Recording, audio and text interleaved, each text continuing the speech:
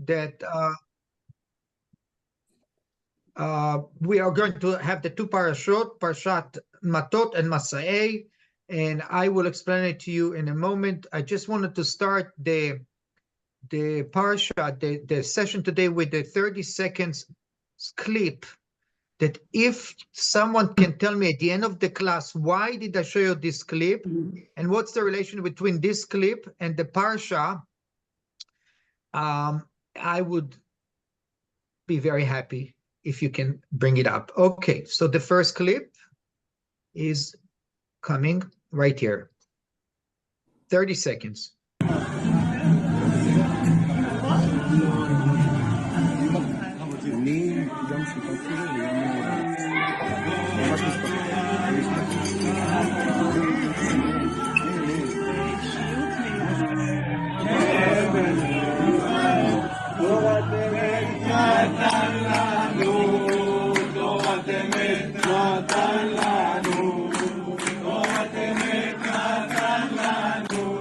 Okay, that's good. That's good.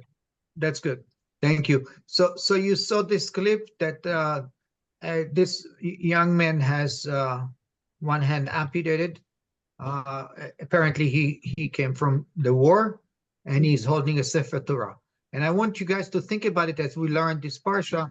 Why did I decide to start the class with this YouTube, with this short clip? Okay, we're going to move on, and I'll tell you what is the Parsha is about overall, and then we'll start to go and read. So there are different laws with regards to those who made vows. Female teenager, check this out, woman, widow, divorced woman, okay? Laws between man and wife, laws between father and daughter. It's all about making vows, neder. You remember the word neder is a vow in Hebrew. Okay, next. So according to a modern commentary, his name Hirsch, a vow is defined as a self-imposed legislation. In other words, you cannot go back once you say a vow, when you bring a vow.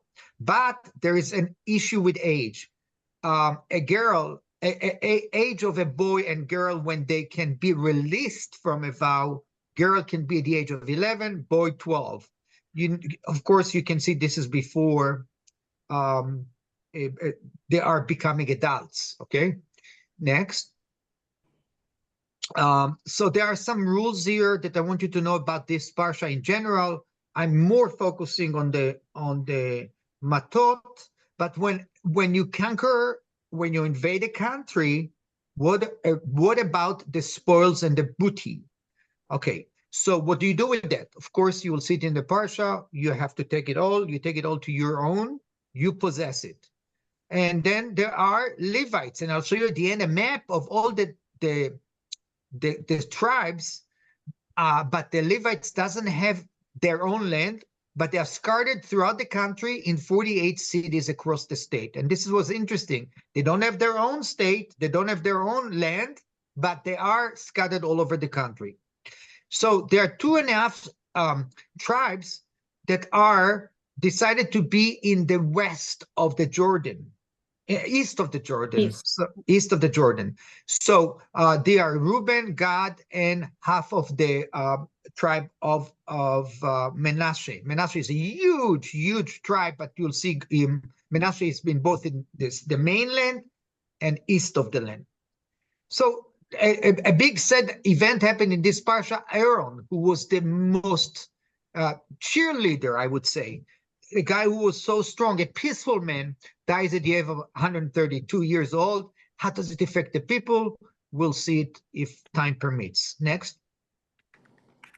So here it's an interesting slide because you can see where were the borders of the country when we started when they enter. The Yam HaGadol in Hebrew, the Yam HaGadol is the Mediterranean, okay? So that's the big ocean.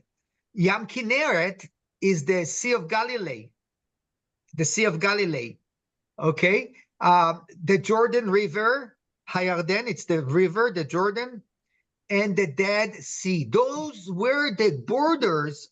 And at the end, I can show you the map of the state of Israel. The north is the Kinneret, the south is the Dead Sea, east is the Jordan River, and west is the Mediterranean. Short, small country, but it can say that that was what promised to us in the past. Go ahead. Next, please. So so again, questions that I'm going to ask you, very few questions, is who can release teenager from their vows? Why does it only focus on girls and not boys? Okay. And then Moses, the question here is why to revenge the Midianites? You know, do you remember the Midianites tried to sway the people to go back to adultery and to go back to do prostitution? So we have to revenge them at this time in this portion. And why is Moses angry at the head of the tribes? Why is he mad at them? Why they are responsible? So also the Parsha is talking, how many days do you have to purify yourself from touching a dead man versus an item? Okay, next. And God is very passionate and has a lot of rachmonas somehow about the Levites. And why does he take so much care about them? He does everything to support them, to help them. Yes, you can say they don't have a land, but he really takes good care of them. The other point in this parsha is what happens if you kill the person bishgaga. In Hebrew, bishgaga means unintentional. If you do it unintentional. So there was a system there that I was very fascinated. I wish you had it today. It's the 6 cities of refuge, 3 in the east and 3 in the country. So how long does a person needs to stay in those refuge city? So if you killed someone unintentionally, you're going to stay in a city. It's like an educational, it's like a school. They change your behavior over times until the big priest, the high priest, is dead. So why did Reuben and Gad decided, and the half of the Manasseh, not to be part of the mainland? And this is an interesting concept, because when you see 2.5 tribes out of the mainland, is that the first diaspora of Jews? We, over the history, always had Jewish communities outside of the state of Israel. And this is an interesting concept. We can talk about it later. And the next step, this is a philosophical question, and that bothers me for years when I read those Parsha. Imagine in 40 years of your career, you move 42 times to different cities and locations. How would this affect you personally, your family, your children? Like if you are in the army, in the Air Force, in the Navy, you must move with your family. How does it affect you? And that's what happened 40 years in the desert with your families. You had to unpack and pack. You have to move from one place to another. How, is it making you stronger, weaker, psychologically? Something that I want you to think about. And this is my, actually my favorite question is, what was the significance of building a Mishkan in every encampment that the Israelites settled? Imagine how many builders they needed to put a Mishkan and to build it and you know, put it down. So this is a very, very, very big endeavor. And you know, the Mishkan was in the center and all the tribes were around it. Next, please. And okay, we can move now for the next one.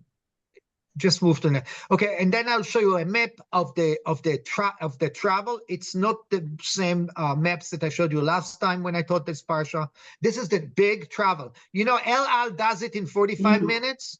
When you fly from Tel Aviv to Cairo, it's 45 minutes. Okay, when you travel from Egypt to Canaan, it's 40 years.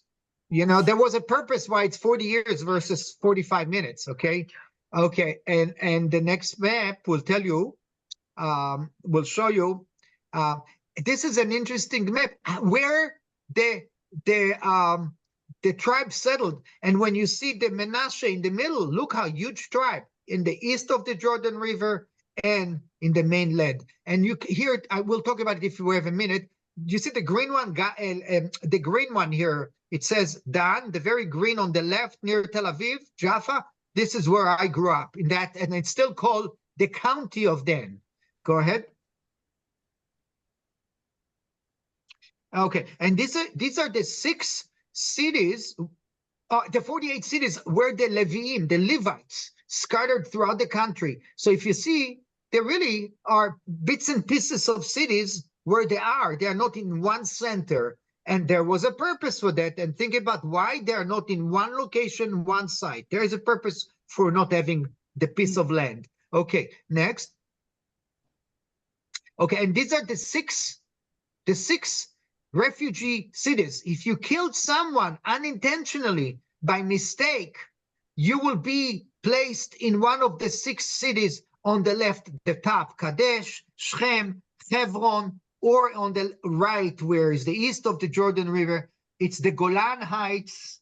Not bad to be in a refugee city on the Golan Heights. Good air, good view. And then below that, it's Betzel. So those are the 6 cities. Depends where what was your location. That's where you were. It's not jail, ladies and gentlemen. It's like schooling. It's like a juvenile delinquency institution. It's a not very friendly environment. Next. Ladies and gentlemen, next is a little different. I will talk to you about those 2 pictures. And also I want you to think about what is this portion today, how this portion has to do with Noah, who was captive for 65 days, and her mother on the right, okay? And Noah on the left is being captured by a Palestinian, by a Hamas guy who is taking her to captivity on the 7th of October. And so Noah came back to Israel, was rescued on the 8th of June, and her mother had a bad cancer, and she waited for her to come back, and she passed away 3 weeks after Noah arrived to Israel. That was the refuge. That was the Operation Arnon. Arnon, when on Shabbat a few weeks ago, she was rescued. And so what's the relationship between this Parsha and Noah and being in captivity? Okay, next. So you saw that this week, 2 weeks, 10 days ago, 12 Druze children were killed by explosive, by a drone in Magdal Jams. As a result of that, you'll see the next slide. This guy was assassinated in the heart of Tehran, and then it happened this week. What's the ramification of the outcomes? If we have time, we'll talk about it for a few minutes, because this is an interesting phenomena. And as we talk now, Israel is ready for a big retaliation from Tehran, and we're going to see what's happening in the next day or 2. And my son Reuben, who came to from Israel for just a couple of days, 3 days, cannot go back because there are no more flights going back to Tel Aviv. No more flights. So he's stuck in the United States. Okay, next. Okay, so this was just a few months ago, where this guy, Ishmael Haniyeh, the big, is meeting with Khamenei, and the last. Okay, let's start the Parsha. Let's start the Parsha now. Are there any comments so far? Because I saw David. What did you write there, David Kunz? You said a couple things that I thought were different from what the Eitz Chaim said. For instance, the cities of refuge were not to punish the person who killed somebody, but it was innocent. That was, Eitz Chaim makes it pretty clear. It was to separate the families so that you don't have this blood revenge, and give everybody a timeout. Okay. And then the other thing that Eitz Chaim was really very helpful on is that over the 40 years, initially I would have thought, it sounds like the Jews are moving every week. They sat down. Over these years, they would go from oasis to oasis, and you can see that because it lists the cities that they go to, or the areas rather. And so they didn't move all that much. They decamped, it appears, for a long time at each place. What we don't know is how long. But the portion is talking about 42 different places, and there are names for those places. 42 different sites that they encamped. Yeah. That's right. And we know in the beginning, when they're escaping Egypt, they go to a lot of different places. Yeah. Because they're getting out. But once they got away, and after the spies, and Moses, God says, no, you guys are going to stay here for 40 years. It seems to have settled from oasis to oasis. Is the point I thought Eitz Chaim made. Okay, well said. Thank you. And one more comment from, I see, Meryl, do you want to say something? I'm sorry. Thank you. Boker to everyone. Shabbat shalom. David, thanks for bringing that up.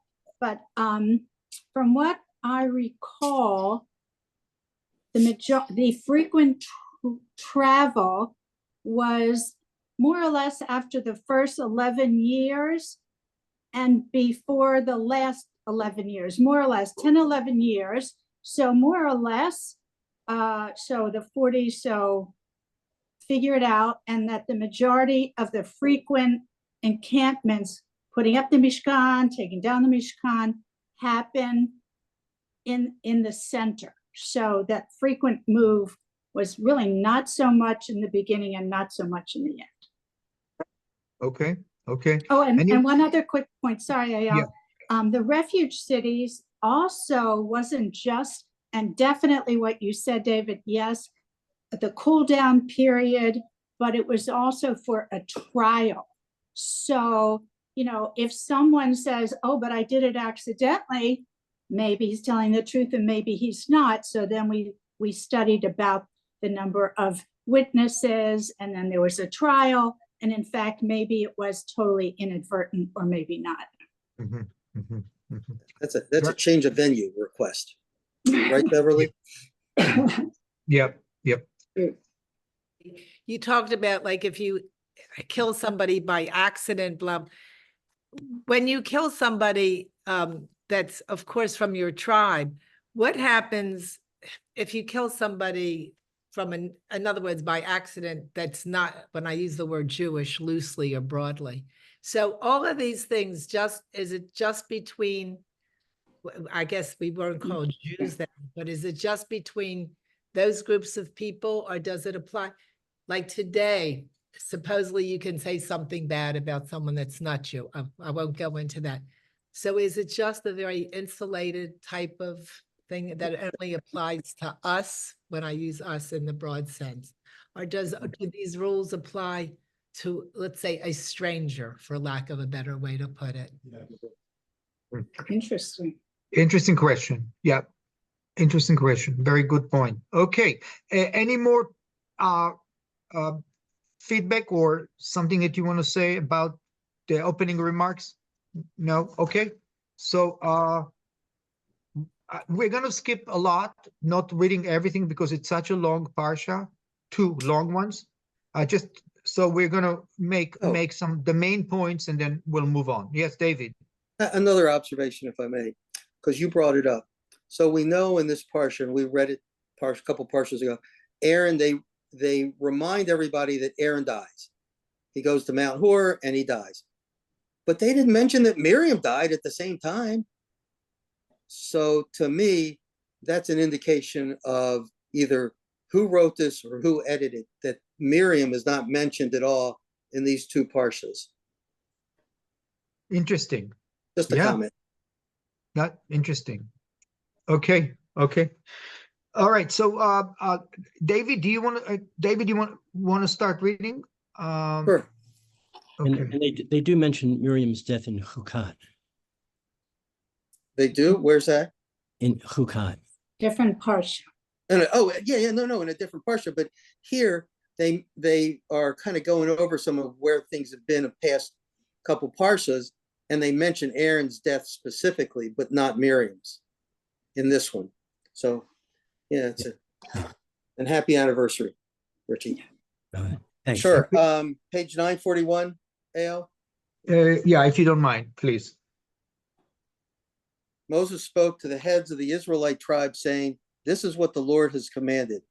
If a man makes a vow to the Lord or takes an oath imposing an obligation on himself, he shall not break his pledge. He must carry out all that has crossed his lips." Okay, up to you for a second. Just thank you. Just for a second. What is if a man? What is a man here? Look at the translation at the comment. A man. So we're talking about someone who is not a minor, of course, or a woman. Okay, so that's an important. And in the Hebrew word is ish, because I want you to remember the word ish, because I'm gonna show you what's the opposite of ish. Shah. In Hebrew. Okay, remember the word isha, because there are two. I'm going to show you something about the word isha, which isha can be referred to man too. In a minute, I will show you that. Okay. So David, so we're talking about not a minor. Go ahead. Can you continue, please? If a woman makes a vow to the Lord or assumes an obligation while still in her father's household by reason of her youth, and her father learns of her vow or her self-imposed obligation and offers no objection, all her vows shall stand, and every self-imposed obligation shall stand. But if her father restrains her on the day he finds out, none of her vows or self-imposed obligations shall stand, and the Lord will forgive her, since her father restrained her. Okay, thank you. Does anyone have any issue with that? Or what do you make out of that? I just wanted to hear your, what do you make out of that? I will, David, you can be first if you want to say something. It's a great note at the bottom of Eitz Chaim. In general, it says the sense here that a married woman as subservient in the early period of our tradition, however, seems unavoidable. So it's not just a married woman, Right. Any woman is subservient, and that seems unavoidable. And that the man or the husband is in charge, is the way I read these vows, because the husband or the man or the father can reverse whatever a woman says. Yeah, I see a lot of smiles on the women's faces, and I would like to hear more of what you think about it. Gail, you going next. Well, of course, you're right, David, but also it portrays a woman as not particularly rational, not having good judgment. It suggests that a woman could rashly make a vow and not have thought it through, and so it's not as good as a vow that a man would make. I don't think I'm reading too much into it, but then we're from a modern perspective too.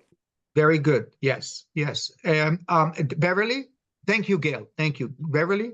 Yeah, I mean, a woman is a chattel. She's just a piece of property to the family.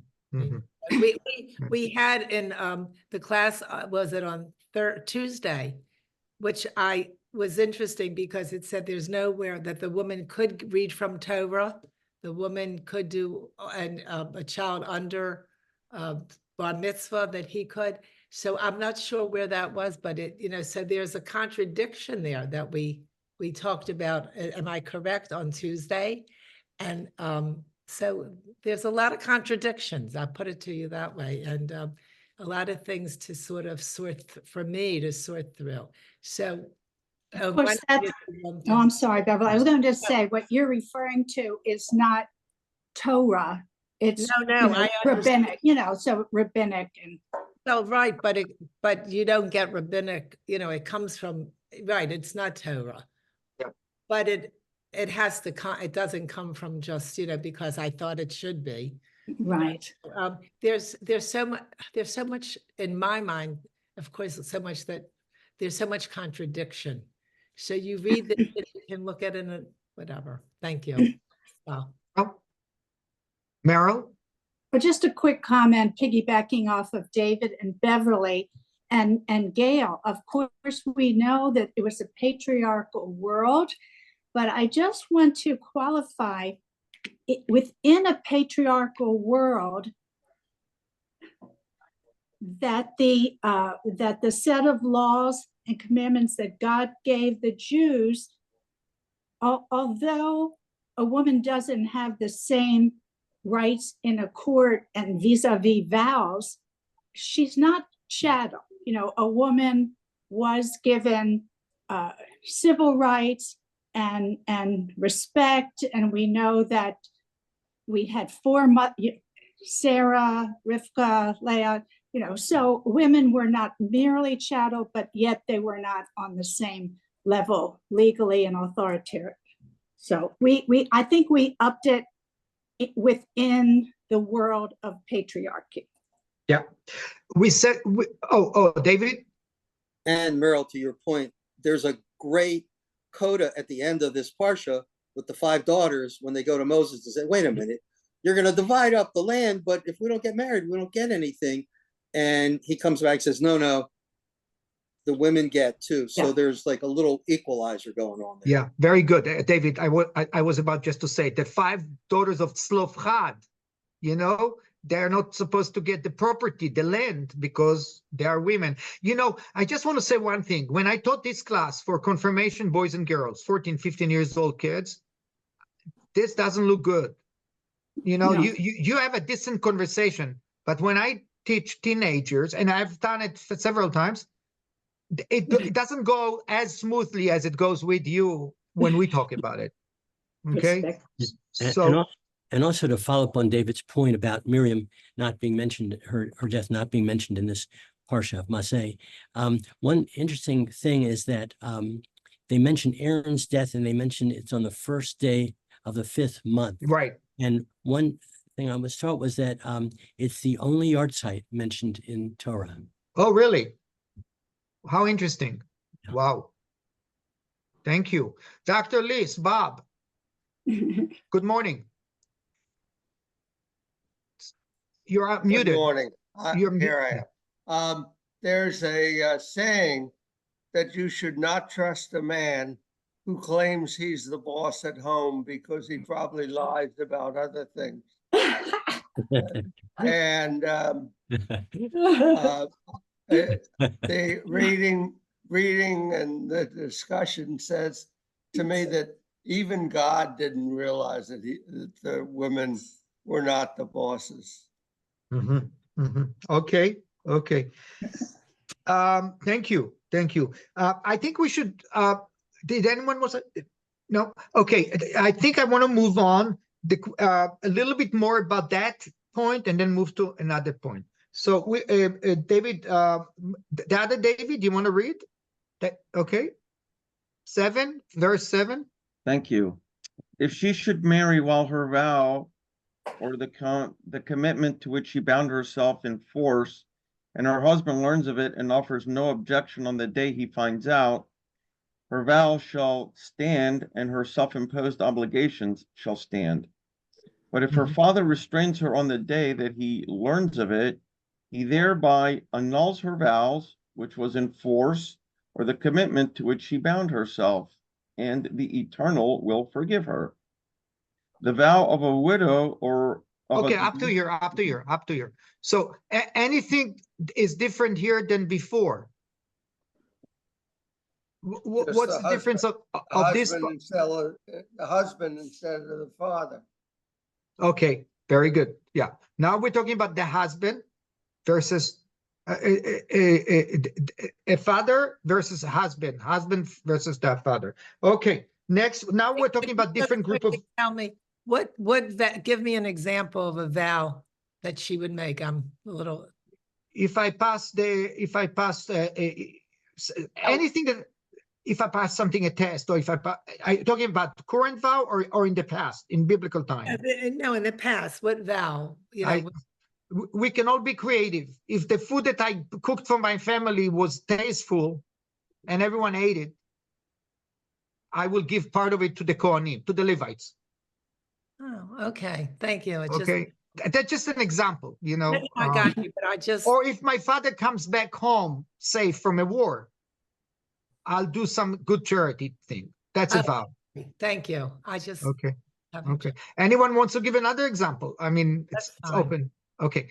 All right. So this is you're talking about two groups, the husband versus the father. Okay, the husband versus the father. And there are no boys and teenagers boys are mentioned here, right?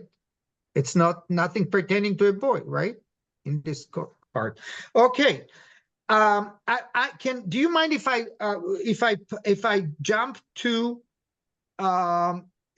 verse 14, because there is something in Hebrew I want to teach you. Verse 14. Okay, I jump because we have a lot to cover. Gail, read the English, please, on verse 14. Every vow. Yeah, and I have a comment on that if you don't, well, I don't know. We're going to, yeah. Every vow and every sworn obligation of self-denial may be upheld by her husband or annulled by her husband. Okay, and up to here. My comment is this is Yom Kippur language. This is Kol Nidre. Correct. So it's sort of getting us ready, getting us in that mindset. That's all. That's what I noticed. That's great. That's great. Yes. So when you look at the Hebrew here, look at the Hebrew, just to those who, I want to show you something in Hebrew. And this is a high level Hebrew. That's but one thing I want to show you in Hebrew. In Hebrew, the 14 says, Kol neder. Neder is a vow in Hebrew. Kol nidre is the prayer that comes from the word neder. Vechol shvuah. Shvuah is every swear. I swear. Every swear. Isar la'anot, nefesh. And you see the word isha here? You see the word isha? And after two words, after that, yakimeno, and the other word isha. Another time it says isha here. What is isha in Hebrew? Well, woman normally. Woman, right? But look what happens on the hey. The last letter in those words, isha, has a dot. We call it mapik in Hebrew, mapik. That means, in that word, isha means her husband. It's not isha, woman, means her husband. That's a very high level Hebrew. Yeah. When you see a dot in the letter hey. We don't have dots in hey. We don't have dots in aleph, in hey, in ayin, in chet, in reish. And here the word isha refers to her husband. So that the husband who is responsible to release her from the vows. And the summary of all of that, what we say here is in verse 17, and then we're moving forward, unless you want to go back to something that you have to say. Last verse, who wants to read?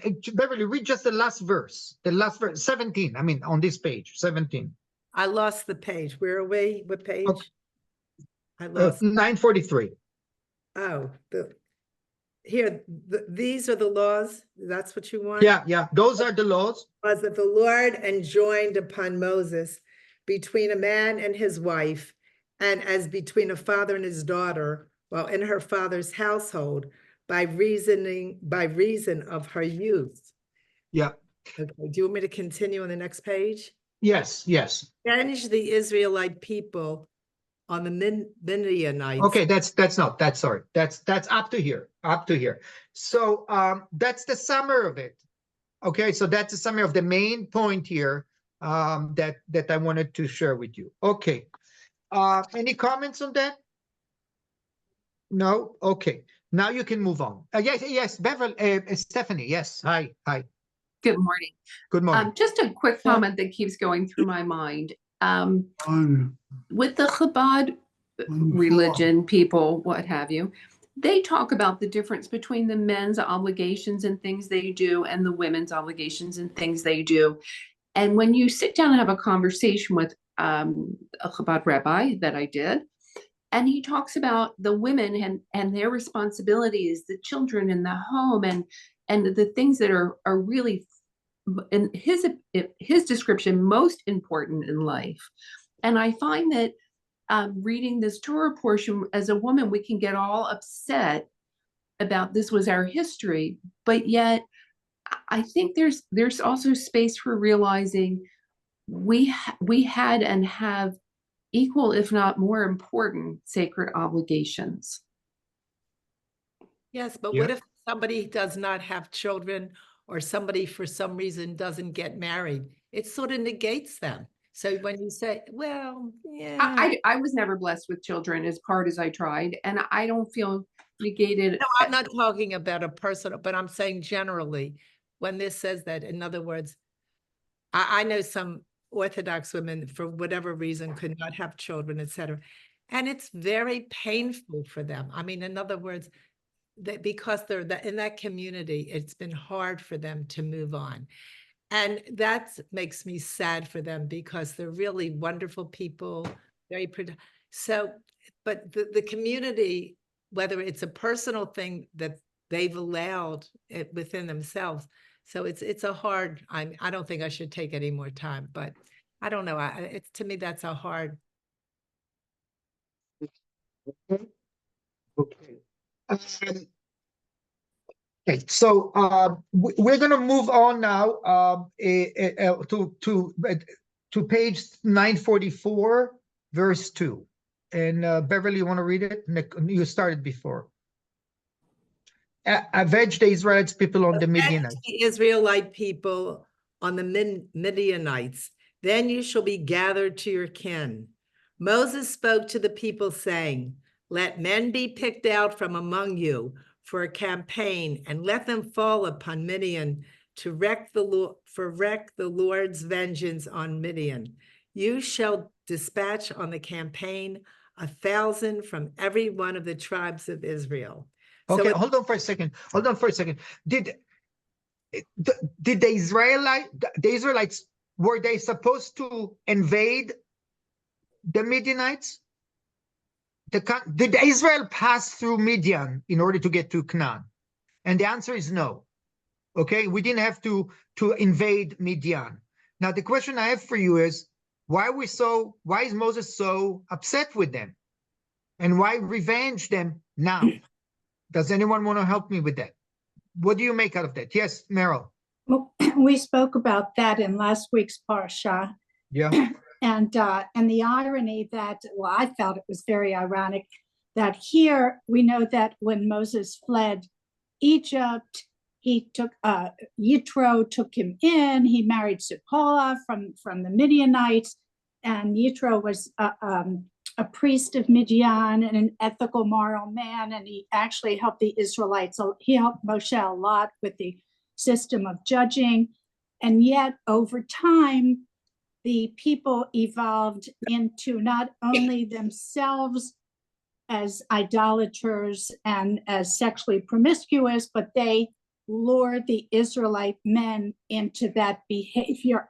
And God took it as a tremendous personal affront that the Midianites lured his people away from him. And that comes up in the Haftarah as well, Jeremiah's Haftarah today. Yep. So very good. So the women of Midian were convinced to make the Israelites sin, sleeping with them, doing bad stuff, and that the Israelites will do idolatry. And that's why, as Moses now, he says, let's pay back. Let's take care of them. David? Thank you. I would like to talk about verse 3. Let troops be picked out from among you for a campaign, and let them fall upon Midian to wreak the Eternal's vengeance on Midian. I have a problem with this statement. It seems that Hashem could have released plagues, and just as he did 40 years ago, but this time he wants soldiers in an army to wreak the Eternal's vengeance. I find it difficult to accept this verse. Yeah.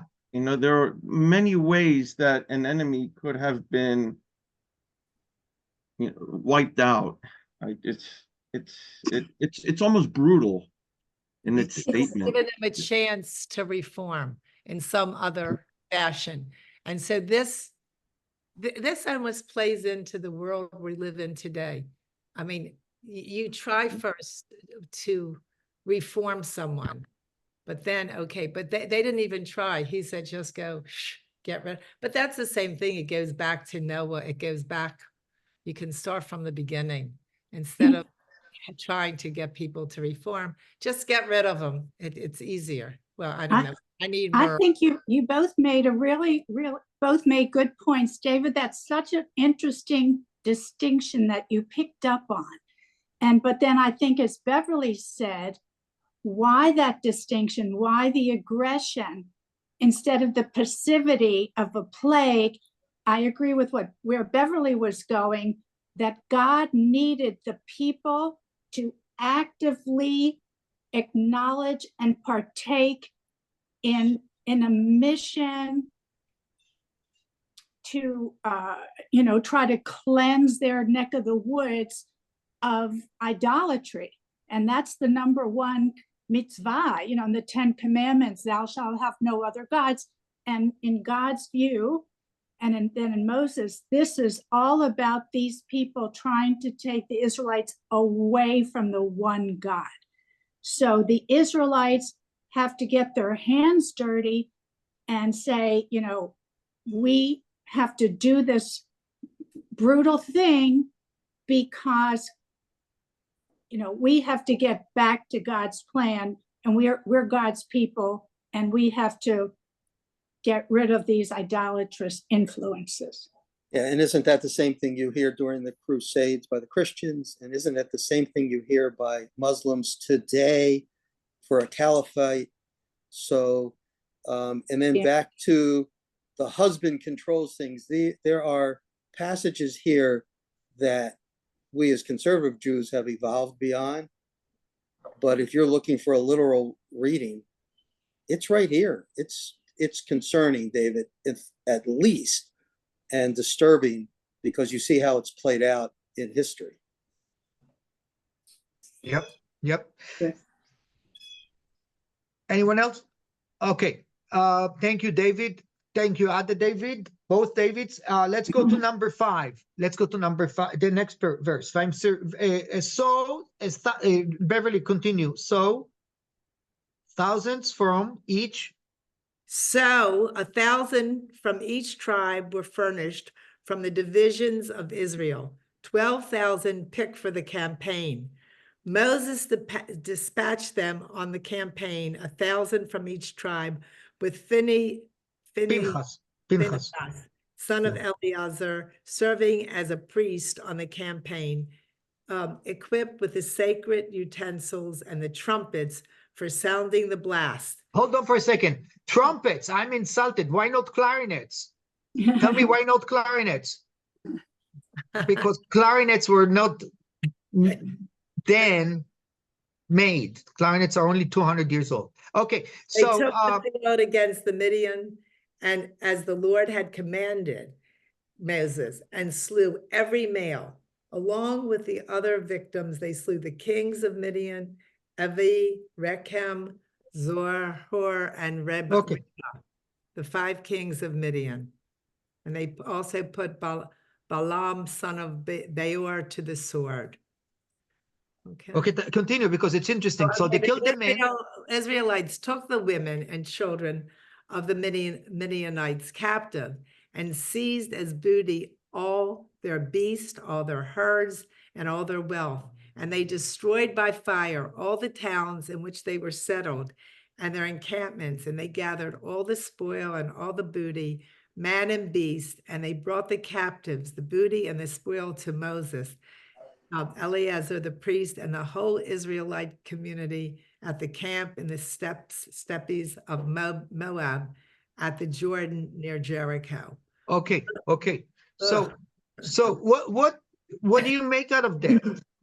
How do the Israelites look here? Does it remind you of, I don't know, when I read it, it reminded me a little bit of October 7th, I swear. I don't know why to say it, but it looks like somewhat that what the other side did to us, when we were, I don't know why, it's a personal opinion. I'm sorry if I bring it up. See that, but I will say now we know what's going to happen is that the Israelites are going to go into Canaan and have these battles over and over again. But they really established a reputation here, not as weak people fleeing Egypt, but now they've become a strong community to be feared, and that'll actually make future battles much easier. That's the way I read it. Excellent, excellent. So the question I have for you, one question is this was an exemplary, a sample of what's to become? That's what you're saying, right, David? Right. Oh, yeah. Okay. Okay. But in terms of what God told them to do, did they fulfill their mission? Absolutely not. And the irony, it was the women. It was the Midian women who lured the Israelite men. And in fact, the Israelites did not kill the women. Rather, they imprisoned them. And, you know, and probably there was a lot of sexual stuff, the booty of war and all that stuff going on. But specifically, the women were responsible for luring the Israelites towards idolatry and away from the one God. And the men did not do as God commanded. The Israelites did not do as God commanded.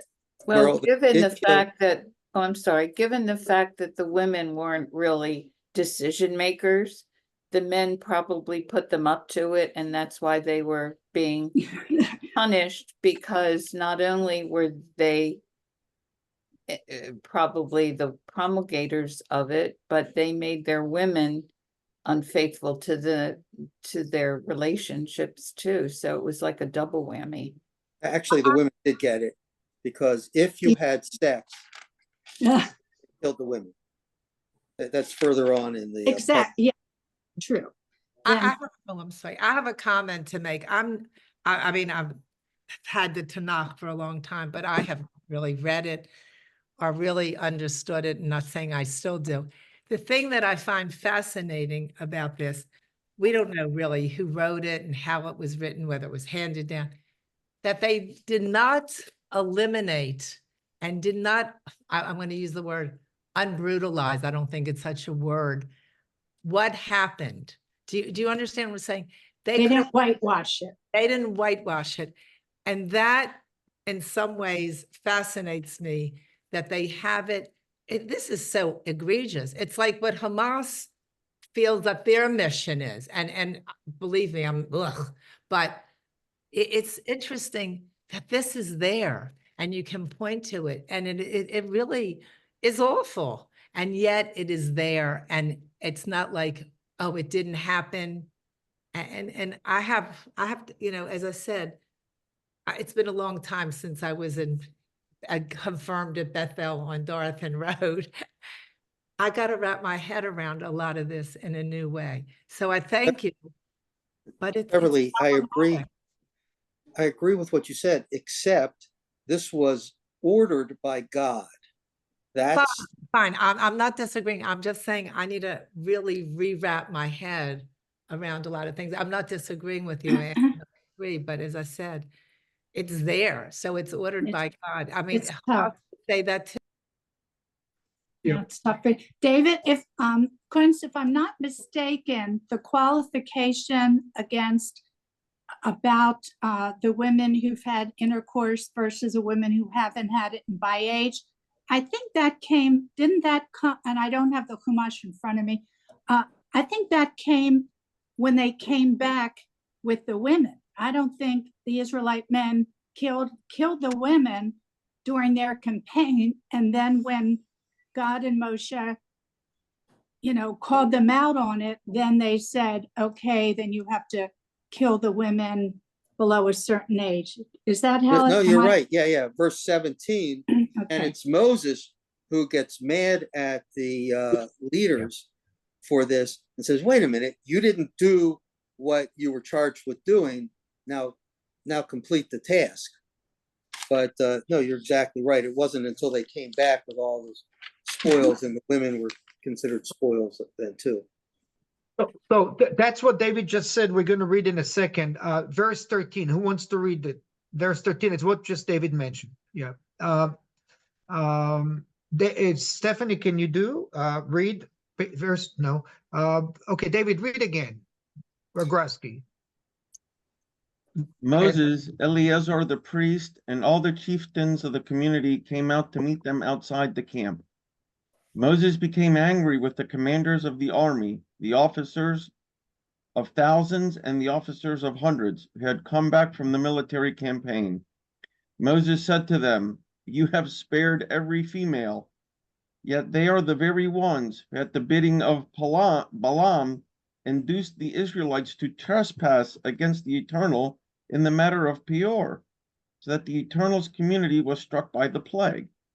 Now therefore slay every male among the dependents, and slay also every woman who has known a man carnally, but spare every female dependent who has not had carnal relations with a man." Okay, that's the answer to your question, Meryl, that you asked before.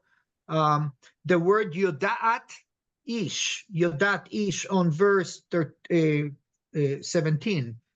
Does anyone know it's yodea, to know? Ani yodea ivrit. Yodat ish means a woman who had relationships with a man. And so that answers your question more or less, right, Meryl? Who is going? Yeah. Okay. Any comments on that part? Tough to teach that, Yeah. right?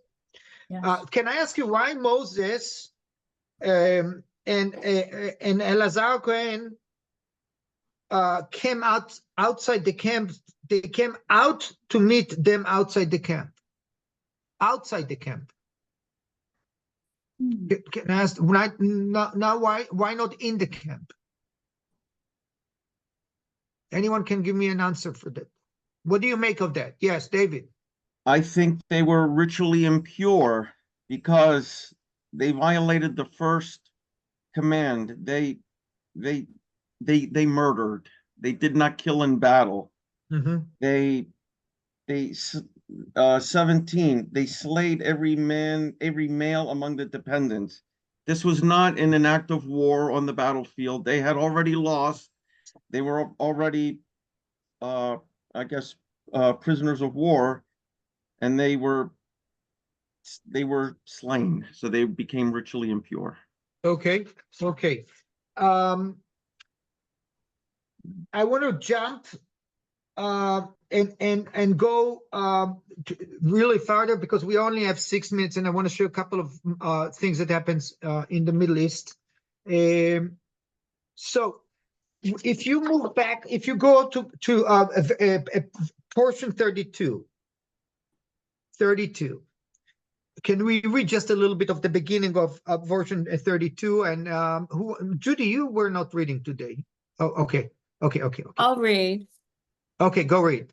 Go, The please. amount of booty, other than the spoil that the troops had plundered, came to 675,000. Wait. No. We are in chapter 32 on page Reuben. on page 949. Oh, I'm sorry. The Reubenites. The Reubenites and the Gadites owned cattle in very great numbers, noting that the lands of Jazer and Galeed were in a region suitable for cattle.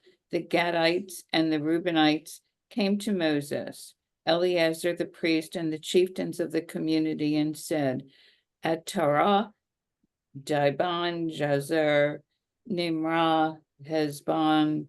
Okay, never mind. Go to the next sentence. The land that the Lord has conquered for the community of Israel is cattle country, and your servants have cattle. It would be a favor for us, they continued, if this land were given to your servants as a holding. Do not move us across the Jordan. Wow. That's a radical request. You know, the whole tribes were supposed to be in Eretz Israel, in Canaan, and 2.5 tribes asking Moses, what do you make out of that? I would say, is there a little chutzpah here, or there is something? What's the issue here? And that's one question. Second question I have, is that a genuine reason not to be part of the entire community? You know the phrase in Hebrew, Al tifrosh min hatzibur. Don't separate yourself from your community. What do you make out of that? Is that a materialistic reason because they wanted to feed their cattle? Is there another reason here? Are they afraid to make the move, the full move? I'm very uncomfortable with that, you know? And that's what we call the first diaspora. They're not coming to the mainland, okay? It's not America where they are. It's still east of the Jordan. It's not, okay? I want you to think about it when you have more time. So they want to go farther and they want to convince Moses. What do they say in the next part? Go ahead. I don't hear you. Okay. Moses replied to the Gadites and the Reubenites, "Are your brothers to go to war while you stay here? Why will you turn the minds of the Israelites from crossing into the land that the Lord has given them? That is what your fathers did when I sent them from Kadesh Barnea to survey the land. After going up to the Wadi Eshkol and surveying the land, they turned the minds of the Israelites from invading." Okay, that's the bottom line here, is that, so what do you think? Were they afraid to fight? What do you think was the reason? We can leave it open-ended, this question, because we won't have the answer to that. Yes, Meryl? And just a quick distinction. So half of the tribe of Manasseh did not initially go to Moshe with God and who was it, Don and God? That instead it was Moses' idea. He split the tribe of Manasseh, and I thought this was really clever. So they wouldn't totally break away from the kahal, from the community. So half of Manasseh, Moshe said, will go on the east of the Jordan, and half of the tribe of Manasseh should be on the west of the Jordan. And there'll be kind of checks and balances that way, keeping, the half of Manasseh tribe and the other two connected to the general community. And then the significance of that is, of course, Manasseh was the son of Joseph, and the whole thing about the tribe staying together. And I think it's like a redo and a fix on the Joseph story. Okay. Yeah. So can I just show you the map for a second? Can you move to the map? And I'll just show you the map of these tribes and see how big is Manasseh. Huge.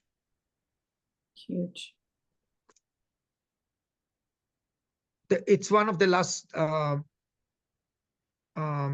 slides. Okay, so this is where the Israelites settled. Look how big is Manasseh on the east and west of the Jordan River. Very huge tribe. And so Gad and Reuben, those are the very two and a half tribes that are not in the mainland, but they're willing to fight to come to conquer the land. What do you see? Do you see the smallest tribe there? Does anyone see the very small? Oh, Zebulun? Zvulun, yes, but yes, Zvulun, and you see the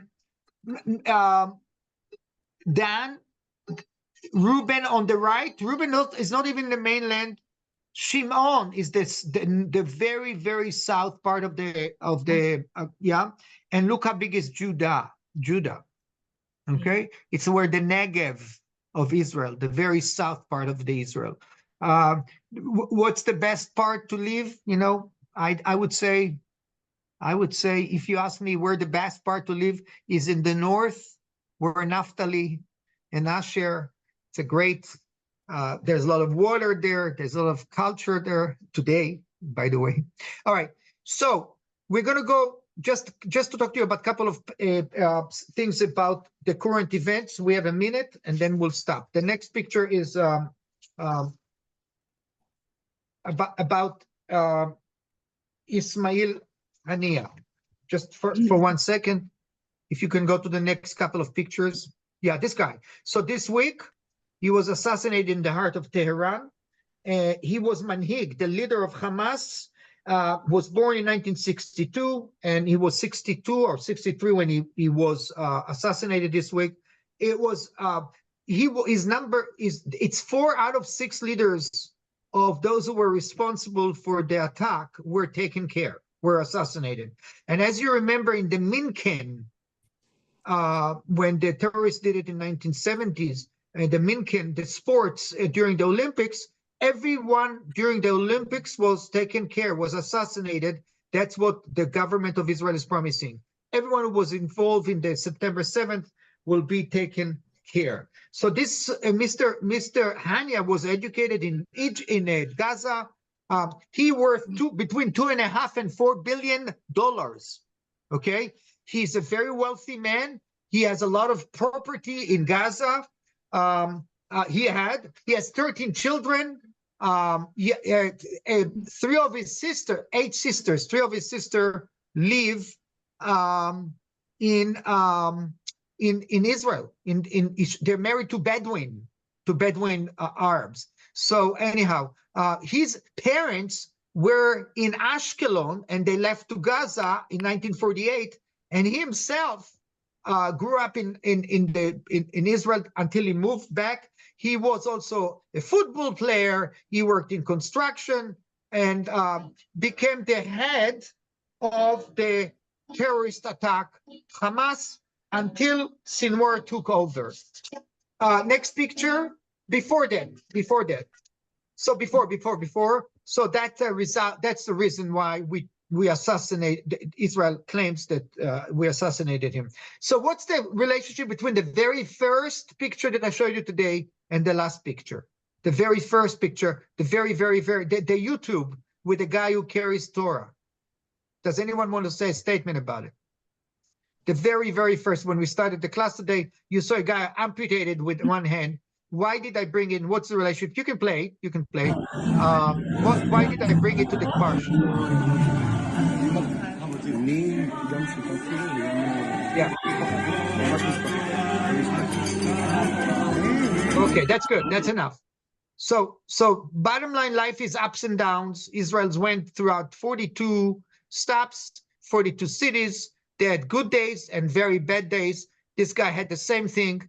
But despite that, he was able to get himself together and to purchase a Torah scroll and brought it to a community in Savion, Israel. The summary for this, the very summary of this Parsha is as follows. Our life is about a long journey of ups and downs. And that's what it says, Belechtecha baderech. You know, part of the Ve'ahavta, Belechtecha baderech means on your way. B, building a Mishkan, a tabernacle, is the most important project we should not delay. Every time we move to a new community, the first thing we need to build is a spiritual center, like a Mishkan. Okay, they did it in the desert. We can do it in anywhere else that we live together. So C, a life journey should always be accompanied with blessings, despite the hardship, ups and downs. We learn about this Parsha today that we should be always blessed with what we have. And D, complaints and crises are a natural part of our journey throughout our lives. We like to kvetch, but we also have, very good and positive things.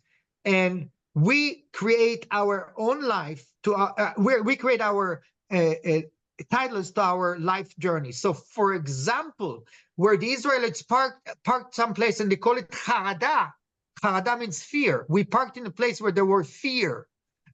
So you name your life journey with titles that fits your journey. And one more thing I just want to say is that the creation of the world was 31 verses, okay, in the Torah.